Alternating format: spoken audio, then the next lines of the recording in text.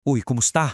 Naitanong mo na ba sa sarili mo, ano ba talaga yung sekreto sa likod ng isang mabilis na computer? Kung oo, tamang-tama ang pagpunta mo rito.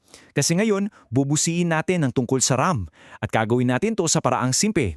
Yung tipong kahit si lolo o yung bunso nyong gamer sa bahay, gets agad. Sige, simulan na natin sa pinaka-basic na tanong. Bakit nga ba laging laman ng usapan niyang RAM na yan kapag nag-uusap tayo tungkol sa computer specs? Ano ba talagang ginagawa niyan sa loob ng PC o laptop mo? Mahalaga ba talaga yan? Ito na siguro yung pinakasimpleng paraan para maintindihan to.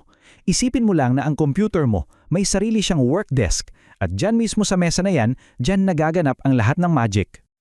Okay, so paano nga ba gumagana itong work desk na to? At ano naman ang kilalaman niyan sa kakayahan mong mag-browse ng sandamakmak na tabs habang nakikinig ng music at nag-edit pa ng video? Let's find out! So yung RAM o Random Access Memory, yan mismo yung temporary work desk ng computer mo. At simple lang yung logic dito, di ba? Habang mas malaki yung desk mo, mas marami kang pwedeng ilatag na gamit at trabahuhin ng sabay-sabay. Sa computer, yung mga gamit na yon, yan yung mga apps mo, browser tabs at mga files. Gets? Kaya mas malaking RAM, mas smooth ang multitasking. At teka, napapansin mo ba yung mga letrang laging kasunod ng RAM? Yung DDR? Ang ibig sabihin lang niyan ay double data rate. Medyo technical pakinggan, no? Pero isipin mo na lang yan yung teknolohiyang nagpapatakbo sa desk. Parang yan yung nagsasabi kung gaano kabilis at kagaling magtrabaho yung RAM mo. At dahil dyan, halika't kilalanin natin ang buong pamilya ng DDR, mula sa pinakamatanda hanggang sa pinakamabago at pinakamabilis. Bawat henerasyon kasi may sariling kwento at galing. Tingnan natin yung naging paglalakbay nila. Nagsimula tayo kay Lolo DDR1 nung early 2000s pa. Tapos sumunod si Tatay DDR2. Tapos dumating si Kuya DDR3 na naging standard ng napakatagal na panahon. Yung bida ngayon, si DDR4 yan. At yung pinakabago at pinakamalakas sa lahat, si Bunso DDR5. Grabe yung bilis ng pag-unlad, no? So eto yung summary ng pamilya nila. Sina Lolo DDR1 at Tatay DDR2, obsolete na. Pang museum na lang kumbaga. Si Kuya DDR3, medyo luma na pero may mga gumagamit pa rin. Si DDR4, ang hari ngayon. Yan yung current standard.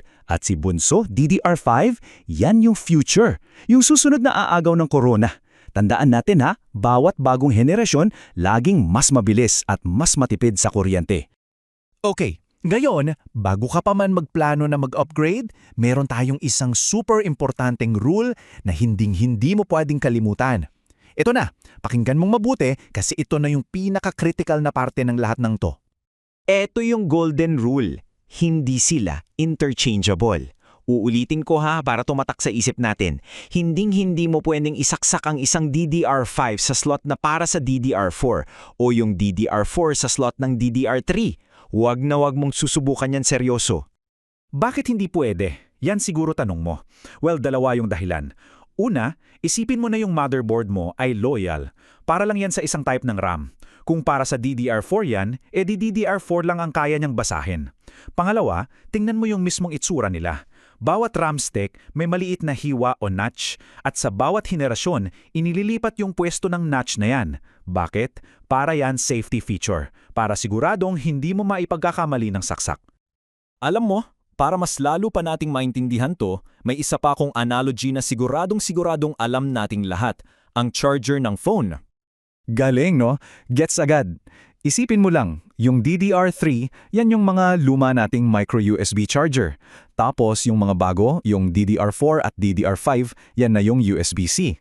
Oo, pareho silang charger. Pero, susubukan mo bang ipilit yung USB-C sa butas ng micro-USB? Siyempre hindi, di ba? Kasi hindi talaga sila magkakasya. Ganun na ganun din ang konsepto sa RAM. So para i-recap, ano yung mga dapat nating tandaan? Simple lang. Una, ang RAM ang work desk ng PC mo. Mas malaki, mas maganda. Pangalawa, bawat bagong henerasyon ng DDR laging mas mabilis. Pangatlo, at ito yung pinakaimportante, ang golden rule, hindi sila interchangeable. At pang-apat, kung malimutan mo, isipin mo lang yung charger, hindi mo pwedeng ipilit ang USB-C sa micro-USB port.